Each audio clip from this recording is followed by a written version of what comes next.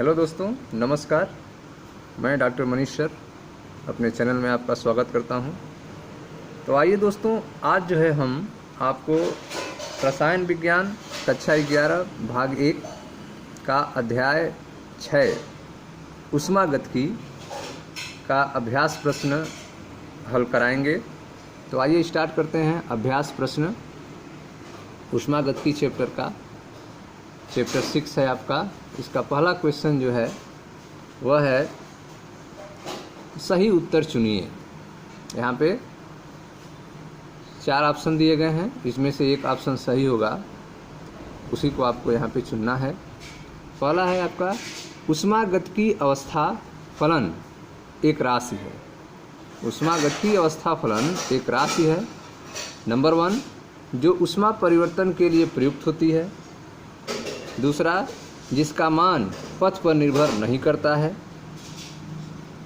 तीसरा, जो दाब आयतन कार्य की गणना करने में प्रयुक्त होता है। और चौथा है, जिसका मान केवल ताप पर निर्भर करता है।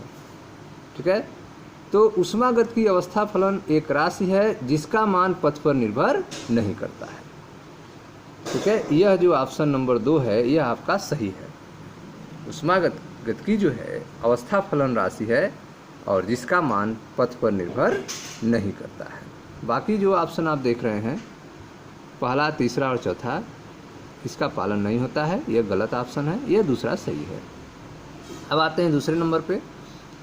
एक प्रक्रम के रुद्रोष्म परिस्थितियों में होने के लिए, ठीक है, कोई प्रोसेस है और उसको एडियाबैटिक होने के लिए, रुद्रोष्म होने के लिए क्या कंडीशन होना चाहिए?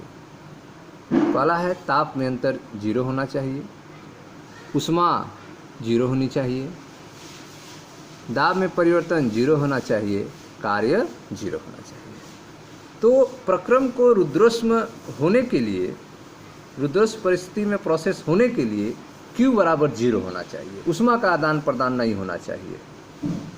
ठीक है, ऊष्मा का आदान प्रदान नहीं होना चाहिए रुद्रोष्म परिस्थिति होने के लिए। अतः ऑप्शन नंबर 3 जो है आपका सही है। ठीक है, तो एक प्रक्रम के लिए रुद्रोष्म परिस्थिति में होने के लिए Q बराबर 0 होना चाहिए। ठीक, आगे देखते हैं क्वेश्चन नंबर 3। क्वेश्चन नंबर 3 है आपका, सभी तत्वों की एंथैल्पी उनकी संदर्भ अवस्था में होती है। ठीक है, संदर्भ अवस्था स्टैंडर्ड स्टेट में सभी तत्वों की एंथैल्पी कितनी होती है? तो यह होगा आपका 0। सभी तत्वों की एंथैल्पी उनकी संदर्भ अवस्था में 0 होती है। ठीक है, बाकी इकाई <0 सभी तत्वों के लिए भिन्न होती है, यह रॉन्ग है। जो राइट ऑप्शन है आपका वो है 0। सभी तत्वों की एंथैल्पी उनकी संदर्भ अवस्था में 0 होती है। आते हैं क्वेश्चन नंबर 4 पे। मीथेन के दहन के लिए, ठीक है, मीथेन के दहन के लिए आंतरिक ऊर्जा परिवर्तन का जो मानक रूप है ΔU स्टैंडर्ड का मान -x किलोजूल पर मोल है। इसके लिए मानक एंथैल्पी परिवर्तन का मान क्या होगा? ठीक है, मानक आंतरिक ऊर्जा परिवर्तन, ठीक है, ΔU का मान दिया गया है जो -x किलोजूल पर मोल है। आपको बताना है मानक एंथैल्पी परिवर्तन ΔH स्टैंडर्ड का मान क्या होगा। ठीक है, तो इसका जो सही आंसर होगा वह होगा 3 लेस देन ΔU स्टैंडर्ड। ठीक है, यह होगा। कैसे होगा? ठीक है, तो हमें आना होगा समीकरण पे। मीथेन के दहन समीकरण से हम इसका आंसर दे सकते हैं। कैसे, देखें आप ध्यान से। मीथेन के दहन के लिए संतुलित समीकरण जो होगा वो होगा, मीथेन जलेगा ऑक्सीजन की उपस्थिति में, कार्बन डाइऑक्साइड और जल बनेगा। ठीक है, मीथेन गैस फॉर्म में, ऑक्सीजन गैस फॉर्म में, जब इसको जलाएंगे तो कार्बन डाइऑक्साइड गैस और वाटर बनेगा। समीकरण संतुलित समीकरण, अब इसको कर लेंगे आप, बैलेंस कर लेंगे। बैलेंस करने के लिए ऑक्सीजन के सामने 2 लिखेंगे और H2O के सामने 2 लिखेंगे। इस तरह से यह समीकरण बैलेंस हो जाएगा। चेक कर सकते हैं आप। इसमें अभिकारक में कार्बन एक परमाणु है, तो उत्पाद में भी कार्बन का एक परमाणु है। हाइड्रोजन यहाँ 4 है, तो यहाँ पर भी हाइड्रोजन आप देख रहे हैं 2 दूनी 4 हाइड्रोजन है यहाँ पे। ऑक्सीजन जो है यहाँ पे 4 ऑक्सीजन है, एक O2 में 2 है तो 2 का आगे मल्टीप्लाई है तो 4 हो गया ऑक्सीजन। यहाँ पर भी आप देख रहे हैं 2 ऑक्सीजन यहाँ पे है और 2 का मल्टीप्लाई ऑक्सीजन में हो गया तो 4 ऑक्सीजन इधर 4 ऑक्सीजन। आज समीकरण क्या हुआ? संतुलित है, बैलेंस है। अब हम अंतर निकालते हैं मोलों की संख्या में। डेल्टा एन क्या होगा? डेल्टा एन बराबर होगा N product minus N reactant. Number of moles जो हैं वह प्रोडक्ट के, उत्पाद के, और माइनस नंबर ऑफ मोल्स जो हैं रिएक्टेंट के अर्थात अभिकारक के। ठीक है, गैस परिस्थिति में। तो प्रोडक्ट में आप देख रहे हैं कि कितने हैं, तो यहाँ पे H2O जो है लिक्विड रूप में है तो इसको नहीं लेना है क्योंकि हम गैस फेज में, ठीक है, ले रहे हैं। तो कार्बन डाइऑक्साइड के 1 मोल है तो Np जो हो गया 1 हो गया, और Nr जो है यहाँ पे कार्बन, यहाँ पे मीथेन 1 है और ऑक्सीजन 2 3 हो गए, तो यह 3 हो गए। तो 1 माइनस 3 बराबर -2। तो डेल्टा Ng का मान कितना हो गया? -2 हो गया। अब हम सूत्र लगाते हैं। मानक एंथैल्पी परिवर्तन का डेल्टा H स्टैंडर्ड बराबर delta U standard plus delta Ng RT। ठीक है, यह सूत्र हो गया मानक एंथैल्पी परिवर्तन का। डेल्टा H स्टैंडर्ड बराबर delta U standard plus Ng RT। मान रखें, डेल्टा U स्टैंडर्ड का मान प्रश्न में ही दिया गया है, देख सकते हैं आप। डेल्टा U स्टैंडर्ड का मान है -x किलोजूल पर मोल। ठीक है, तो डेल्टा U स्टैंडर्ड का मान हो गया -x। डेल्टा Ng का मान -2, तो यहाँ रख दिए -2 और RT। ठीक है, तो यह हो गया आपका डेल्टा H स्टैंडर्ड का मान -x -2 RT। ठीक है, तब यहाँ पे आप देख रहे हैं कि डेल्टा H स्टैंडर्ड जो होगा वो लेस देन होगा डेल्टा U स्टैंडर्ड के। Delta H standard less than delta U standard, अतः जो आपका विकल्प 3 है वह सही होगा। ठीक है, तो यह जो है आपका less than delta U standard. Delta H standard जो आप देख रहे हैं वह लेस देन होगा डेल्टा U स्टैंडर्ड के, तो यह आपका जो आंसर है delta U less than delta U standard, यह है आपका विकल्प 3 जो आपका सही आंसर होगा। अब आते हैं क्वेश्चन नंबर 5 पे। क्वेश्चन नंबर 5 है आपका मीथेन, ग्रेफाइट एवं डाईहाइड्रोजन के लिए 298 केल्विन पर दहन एंथैल्पी का मान। मीथेन के लिए जो दहन एंथैल्पी दिया गया है उसका मान है -890.3 किलोजूल पर मोल। ग्रेफाइट का दहन एंथैल्पी -393.5 किलोजूल पर मोल। हाइड्रोजन का दहन एंथैल्पी -285.8 किलोजूल पर मोल है। ठीक है, मीथेन के विरचन एंथैल्पी क्या होगा? ठीक है, मीथेन के लिए विरचन एंथैल्पी आपको निकालना है। डेल्टा H फॉर्मेशन मीथेन के लिए क्या होगा यह आपको निकालना है, ऑप्शन दिए गए हैं। ठीक है, तो जो दिया गया है पहले उसको हम लिखते हैं समीकरण के माध्यम से, जो भी सूचनाएं हमें मिली हैं। तो मीथेन का जो दहन एंथैल्पी दिया हुआ है, तो मीथेन जलेगा ऑक्सीजन के प्रेजेंस में, कार्बन डाइऑक्साइड जल बनेगा, जिसके लिए डेल्टा H का मान दिया हुआ है -890.3 किलोजूल पर मोल। ग्रेफाइट के लिए, ठीक है, ग्रेफाइट ऑक्सीजन बनेगा कार्बन डाइऑक्साइड, इसके लिए मानक एंथैल्पी दहन का जो दिया हुआ है वह है -393.5 किलोजूल पर मोल। ठीक है, हाइड्रोजन गैस के लिए, ठीक है, हाइड्रोजन गैस जो है O2 से अभिक्रिया करेगा, जलेगा, H2O लिक्विड बनेगा, इसके लिए मानक दहन एंथैल्पी 285.8 किलोजूल पर मोल है माइनस में। ठीक है, आपसे पूछा जा रहा है मीथेन का फॉर्मेशन एंथैल्पी कितना होगा। तो मीथेन बनेगा कैसे, वह समीकरण आप पहले लिखेंगे। तो carbon solid graphite plus hydrogen gas बनेगा आपका CH4 गैस, मीथेन गैस। इसके लिए डेल्टा एच आपको बताना है, जो कि फॉर्मेशन एंथैल्पी होगा। ठीक है, तो यह 3 समीकरण हमारे पास उपलब्ध हैं। इस आधार पे हमें यह समीकरण प्राप्त करना है।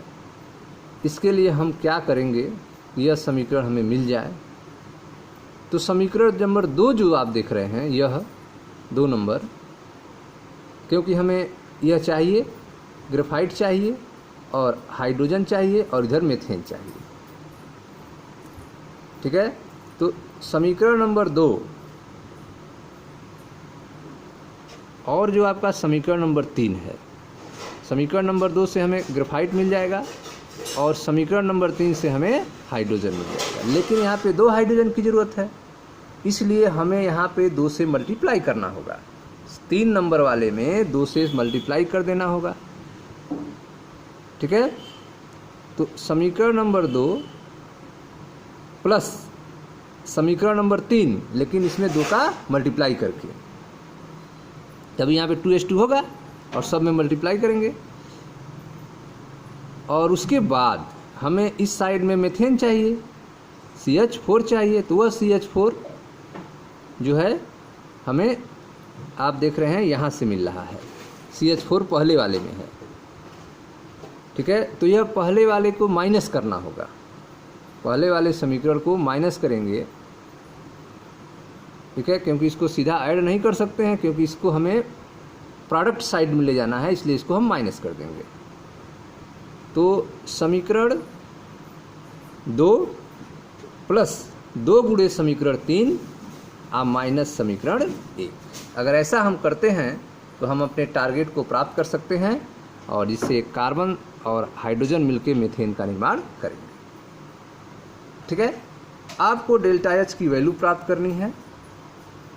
इसके लिए जो है आप जो है समीकरण 2 जो वैल्यू यहाँ पे दिया गया है, इससे आप सीधे कैलकुलेशन कर लें। तो समीकरण 2 का मान जो है वह दिया हुआ है आपका -393.5, तो वह समीकरण 2 हो गया। प्लस 2 गुणे यह जो आपका है, ठीक है, समीकरण नंबर 3 में 2 का मल्टीप्लाई करना है, तो इसके लिए डेल्टा एच जो है उसमें 2 का मल्टीप्लाई करें, 2 गुणे -285.8। अब माइनस समीकरण 3 यह जो है समीकरण, ठीक है, माइनस समीकरण 3 नहीं, समीकरण 1 यह, क्योंकि हमें इसकी वैल्यू चाहिए। तो मीथेन इधर चाहिए, तो यह डेल्टा एच बराबर -890। ठीक है, -890, लेकिन इसको माइनस कर देना है ताकि मीथेन जो है इस साइड में आ जाए। तो यहाँ पे आपने -890.3 किलो जूल पर मोल। ठीक है, तो यह हो गया डेल्टा एच बराबर समीकरण 2 का डेल्टा एच का मान, दहन एंथैल्पी का मान -393.5 किलो जूल पर मोल। अब प्लस जो समीकरण 3 था उसमें 2 का मल्टीप्लाई करके मान, और समीकरण जो आपका 1 था उसको हम माइनस कर दिया, माइनस, और उसका मान रख दिया -890.3 किलो जूल पर। अब इसको सॉल्व कर देंगे। ठीक है, तो सॉल्व करेंगे इसको, तो यहाँ पे 2 है, 2 का इसमें मल्टीप्लाई करेंगे। ठीक है, तो 2 8 16 कुछ है, और 2 5 10, 1 11 को 1 हासिल 1, 2 8 16, 1 17 7 1, 2 2 4 1 5। तो यह आपका हो जाएगा, और यह माइनस है तो माइनस लगा देंगे, तो यह हो जाएगा आपका -571.6। और यह जो आपका माइनस है इसको भी लिख लें, -393.5, और यहाँ से माइनस माइनस प्लस हो गए और 890.3। ठीक, अब यह जो माइनस वाले हैं इनको ऐड कर लें, तो इन दोनों को ऐड करेंगे तो माइनस हो जाएगा 965.1 और प्लस 890.3।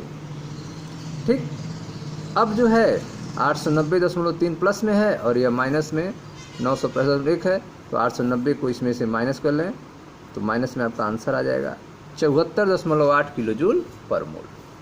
ठीक है, तो डेल्टा एच जो फॉर्मेशन है मीथेन का, उसकी वैल्यू कितना आ गई, -74.8 किलो जूल पर मोल।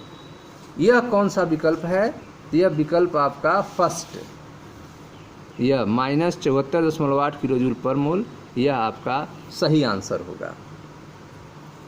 ठीक है, -74.8 किलो जूल पर मोल, यह आपका क्वेश्चन नंबर 5 का सही आंसर होगा, जिसको आपने सॉल्व किया। अब आते हैं क्वेश्चन नंबर 6 पे। क्वेश्चन नंबर 6 कह रहा है कि एक अभिक्रिया A + B एरो C धन D + Q के लिए एंट्रापी परिवर्तन धनात्मक पाया गया। ठीक है, यहाँ पे एंट्रापी परिवर्तन धनात्मक पाया जा रहा है, मतलब डेल्टा S बराबर पॉजिटिव। यह अभिक्रिया संभव होगी। ठीक है, तो यह अभिक्रिया संभव कब होगी? पहला है उच्च ताप पर, केवल निम्न ताप पर, किसी भी ताप पर नहीं, किसी भी ताप पर। ठीक है, तो इसका कौन सा विकल्प सही होगा?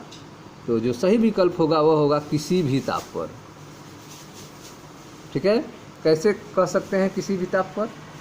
तो देखें, यहाँ पर एंट्रापी परिवर्तन धनात्मक दिया हुआ है, डेल्टा S का मान दिया है धनात्मक, पॉजिटिव है।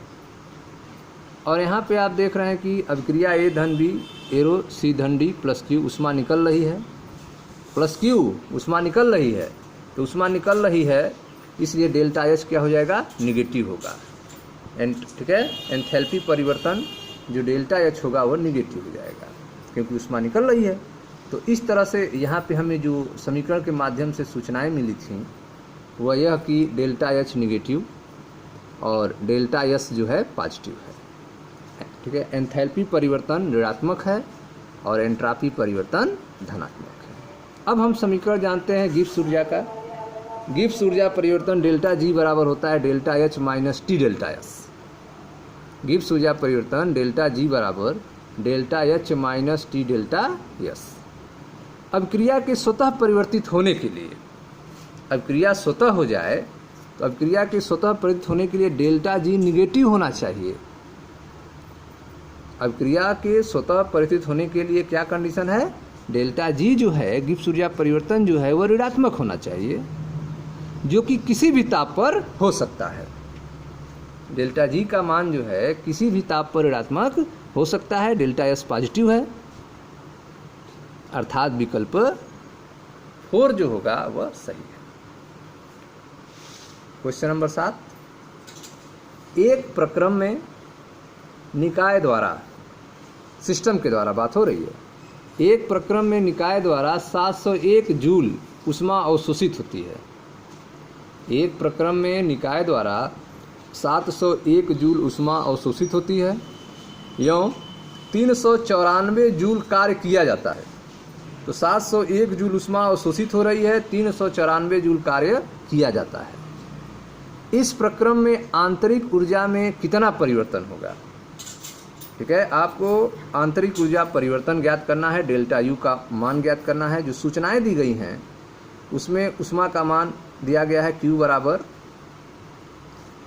701 जूल, अवशोषित हो रही है इसलिए प्लस में है, तो Q बराबर +701 जूल। W जो है, कार्य जो दिया है 394 जूल कार्य किया जाता है, कार्य किया जाता है इसलिए कार्य माइनस में हो जाएगा, तो W बराबर -394 जूल हो जाएगा। आंतरिक ऊर्जा डेल्टा U क्वेश्चन मार्क।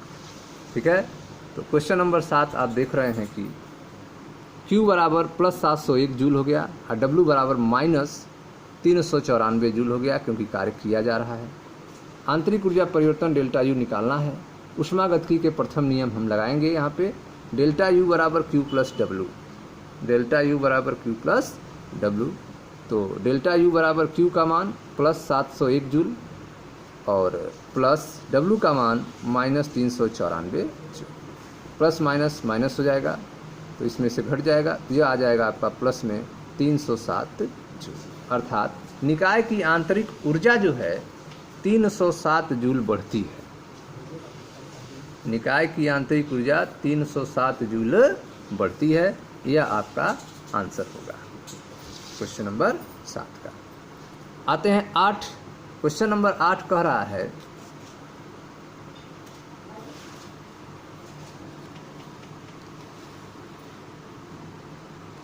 एक बम कैलोरीमीटर है। एक बम कैलोरीमीटर में अमोनियम, ठीक है, NH2CN, NH2CN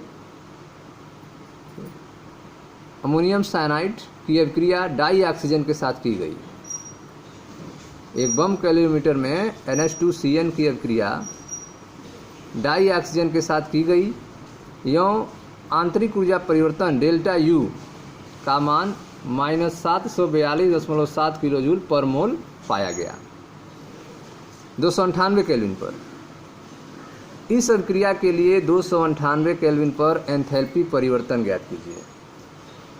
298 केल्विन पर एंथैल्पी परिवर्तन आपको निकालना है। अभिक्रिया यहाँ पे दिया गया है, NH2CN गैस 3/2 ऑक्सीजन गैस बन रहा है nitrogen gas, carbon dioxide gas और H2O लिक्विड। इस अभिक्रिया के लिए डेल्टा H का मान निकालना है। यहाँ पे डेल्टा U का मान दिया गया है -742.7 किलो जूल पर। डेल्टा H का मान आपको निकालना है, ठीक है। तो आप देख सकते हैं कि इसमें आप सूत्र लगाएंगे, डेल्टा H बराबर delta U plus delta N RT, delta N RT।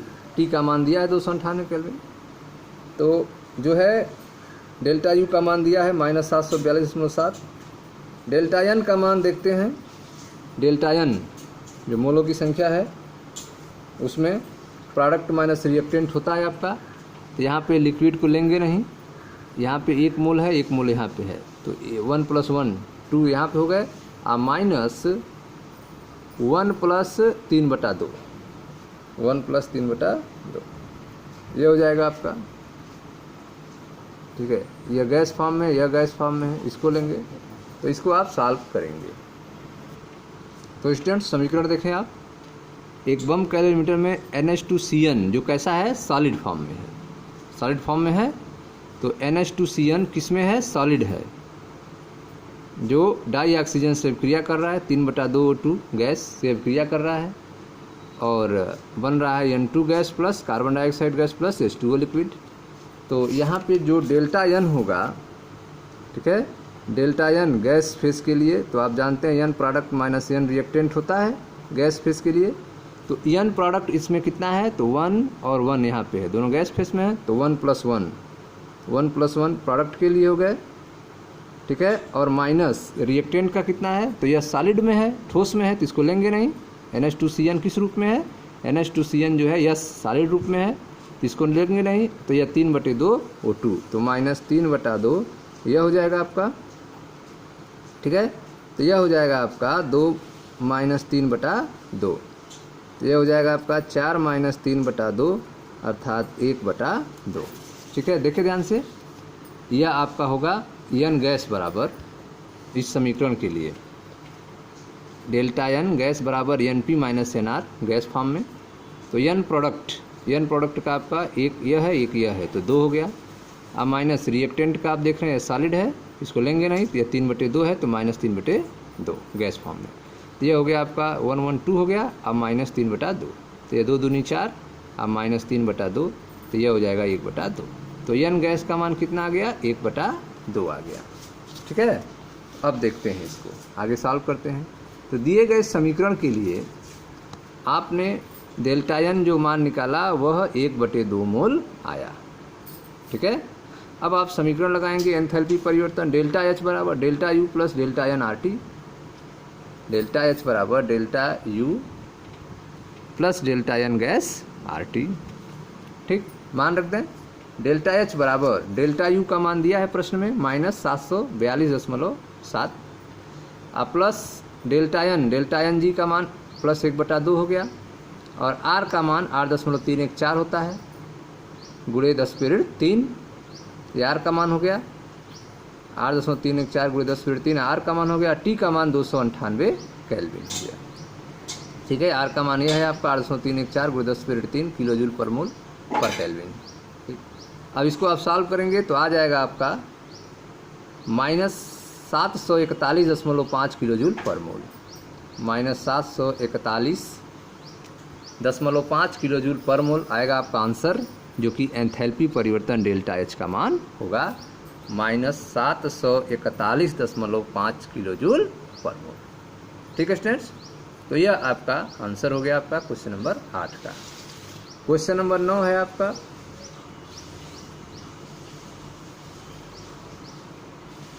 60 ग्राम एल्युमिनियम का ताप 35 डिग्री सेल्सियस से 55 डिग्री सेल्सियस करने के लिए कितने किलो जूल उष्मा की आवश्यकता होगी। ठीक है, 60 ग्राम एल्युमिनियम है, इसका ताप जो है 35 डिग्री सेल्सियस से 55 डिग्री सेल्सियस करने के लिए कितने किलो जूल उष्मा की आवश्यकता होगी। एल्युमिनियम की मोलर उष्माधारिता जो है 24 जूल पर मोल पर केल्विन दिया हुआ है। ठीक है, तो जो भी सूचनाएं दी हैं उस बेस पे आप इसको सॉल्व करेंगे क्वेश्चन नंबर 9 को। तो द्रव्यमान दिया है 60 ग्राम। ठीक है, द्रव्यमान जो दिया है वो कितना दिया है, 60 ग्राम एल्युमिनियम है, तो यम बराबर है 60 ग्राम। ठीक है, एल्युमिनियम की मोलर उष्माधारिता जो दिया है डेल्टा सीएम, देखिए सीएम मोलर उष्माधारिता सीएम, वह है 24 जूल पर मोल पर केल्विन।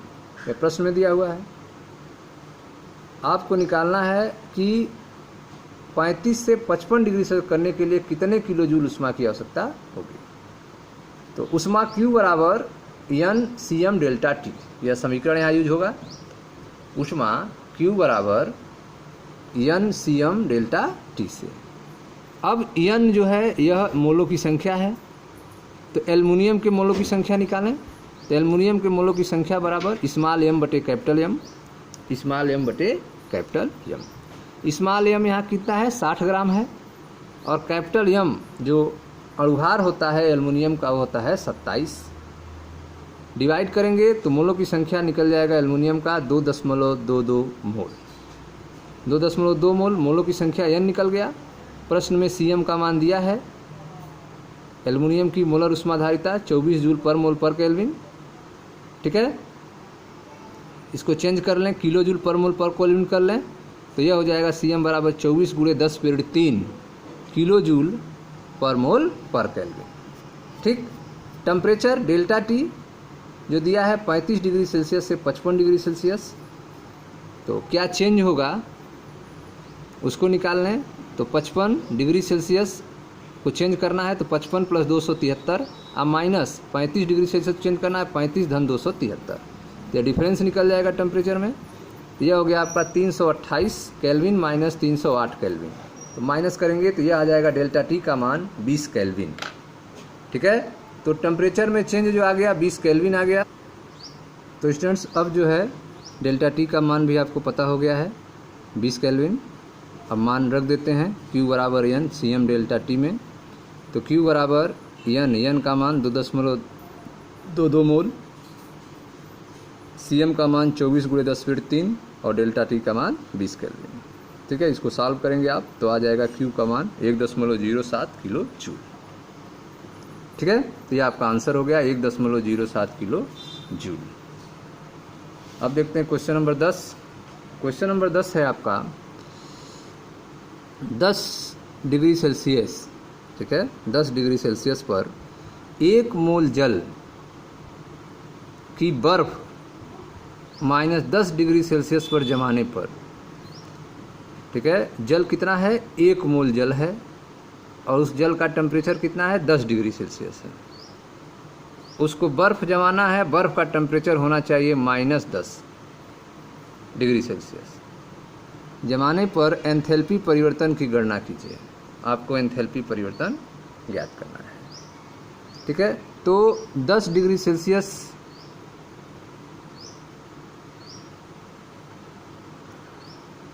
यहाँ पे कुछ मिस्टेक लग रहा है। यहाँ पे यह 0 डिग्री सेल्सियस पर 1 मोल जल का बर्फ -10 जाने पर, हाँ 0 डिग्री सेल्सियस हो सकता है, अभी बता रहे हैं आपको। नहीं स्टूडेंट सही है, वो 10 डिग्री सेल्सियस ही है।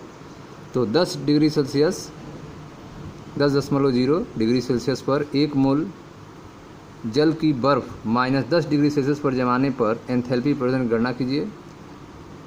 डेल्टा एस फ्यूज़न जो दिया हुआ है वह 6.03 किलो जूल पर मोल है 0 डिग्री सेल्सियस पर। सीपी का मान जो दिया है H2O लिक्विड के लिए वह है 75.3 जूल पर मोल पर केल्विन। सीपी का मान H2O सॉलिड के लिए जो दिया है वह है क्योंकि जब बर्फ़ बन जाएगा उस समय यह है Cp बर्फ़ के लिए 36.8 जूल पर मोल पर केल्विन। ठीक है, तो इसको कैसे आप सॉल्व करेंगे? तो 1 मोल जल के ताप को 10 डिग्री सेल्सियस से 0 डिग्री सेल्सियस करने में एंथैल्पी परिवर्तन पहले कितना होगा, इसको निकालना है। ठीक है, 10 डिग्री सेल्सियस से आपको पहले 0 डिग्री सेल्सियस पे ले जाना होगा। यह पहला स्टेप हो गया। दूसरे स्टेप में 0 डिग्री सेल्सियस से 0 डिग्री सेल्सियस जो जल है उसको 0 डिग्री सेल्सियस के बर्फ़ में कन्वर्ट करना होगा। ये दूसरा स्टेप हो गया। वहाँ पे डेल्टा एच का मान निकालना होगा। और फिर तीसरे स्टेप में 0 डिग्री सेल्सियस के बर्फ़ को, ठीक है, -10 डिग्री सेल्सियस के बर्फ़ में कन्वर्ट करने पर तीसरा जो है परिवर्तन होगा। तो 3 स्टेप में यह क्वेश्चन सॉल्व होगा। उसके बाद तीनों डेल्टा एच को ऐड कर लेंगे, आपका आंसर आ जाएगा। तो देखिए ध्यान से क्वेश्चन नंबर 10। यहाँ पे क्वेश्चन नंबर 10 में जो सूत्र आप यूज करेंगे वो होगा डेल्टा एच बराबर Cp delta T. Delta H बराबर Cp delta T. T constant है। नंबर 1, 1 मोल जल के ताप को 10 डिग्री सेल्सियस से 0 डिग्री सेल्सियस करने में निहित एंथैल्पी परिवर्तन। क्योंकि ठीक है 10 डिग्री सेल्सियस दिया हुआ है जल का ताप, उसको पहले किस में चेंज करेंगे, 0 डिग्री सेल्सियस में, जल में। तो 1 मोल जल के ताप को 10 डिग्री सेल्सियस से 0 डिग्री सेल्सियस करने में निहित एंथैल्पी परिवर्तन डेल्टा एच बराबर Cp डेल्टा टी। तो Cp किसके लिए, H2O लिक्विड के लिए इंटू डेल्टा टी। तो H2O लिक्विड के लिए Cp दिया हुआ है 75.3 और डेल्टा टी है आपका 10। यह आ जाएगा आपका 753 जूल या 0.753 किलो जूल। ठीक। सेकेंड स्टेप, 0 डिग्री सेल्सियस के 1 मोल जल को 0 डिग्री सेल्सियस के बर्फ में परिवर्तित करने में निहित एंथैल्पी परिवर्तन। तो डेल्टा एच बराबर माइनस डेल्टा एच फ्यूज़न, ठीक है, इंटू डेल्टा टी। तो यह हो जाएगा आपका -6.03 किलो जूल। ठीक है, ये प्रश्न में ही दिया हुआ है। डेल्टा एच फ्यूजन का मान दिया है, तो यह हो जाएगा आपका माइनस में 6.03 किलो जूल। तीसरा स्टेप, 0 डिग्री सेल्सियस के 1 मोल बर्फ को, ठीक है, 10 डिग्री सेल्सियस के जल में परिवर्तित करने में निहित एंथैल्पी परिवर्तन। ठीक है, -10 डिग्री सेल्सियस के बर्फ में परिवर्तित करने में, क्योंकि यहाँ पे बर्फ में आप परिवर्तित कर रहे हैं। ठीक है, बर्फ में। तो 0 डिग्री सेल्सियस के 1 मोल जल को -10 डिग्री सेल्सियस के बर्फ में परिवर्तित करने में निहित एंथैल्पी परिवर्तन डेल्टा एच बराबर CpH2O solid into delta T मान रख दें। तो यह हो जाएगा आपका Cp जो है H2O के लिए, बर्फ़ के लिए जो दिया हुआ है वह 36.8 इंटू डेल्टा टी जो होगा। ठीक है, तो यह आपका हो जाएगा 273 माइनस 283, 273 माइनस 283। तो यह हो जाएगा आपका सॉल्व करने पे -368 जूल, -368 जूल हो जाएगा। ठीक है, इसको आप किलो जूल में कन्वर्ट करेंगे तो -0.368 किलो जूल हो जाएगा। तो पहला जो निकला वो 0.753 किलो जूल, दूसरा जो निकला वो -6.03 किलो जूल और तीसरा जो डेल्टा एच निकला वो -0.368 किलो जूल। संपूर्ण प्रक्रम में कुल एंथैल्पी परिवर्तन कितना होगा, तो सबको तीनों को ऐड कर लेंगे। तो डेल्टा एच बराबर टोटल जो आएगा वो हो जाएगा 0.753 प्लस, ठीक है, यह जो है -6.02 प्लस यह जो आपका आया है -0.368, सबको ऐड कर लेंगे तो आ जाएगा आपका -5.645 किलो जूल पर मोल। तो संपूर्ण प्रक्रम में कुल एंथैल्पी परिवर्तन जो आएगा आपका वो आएगा -5.645 किलो जूल पर मोल। ठीक है स्टूडेंट्स, तो यह थे आपके क्वेश्चन नंबर 10। अगले वीडियो में हम क्वेश्चन नंबर 11 से आपको सॉल्व कराएंगे। मिलते हैं नेक्स्ट वीडियो में। मैं मनीष सर आपका अपने चैनल में स्वागत करता हूं। वीडियो को लाइक करें, शेयर करें, चैनल को सब्सक्राइब करें। धन्यवाद दोस्तों।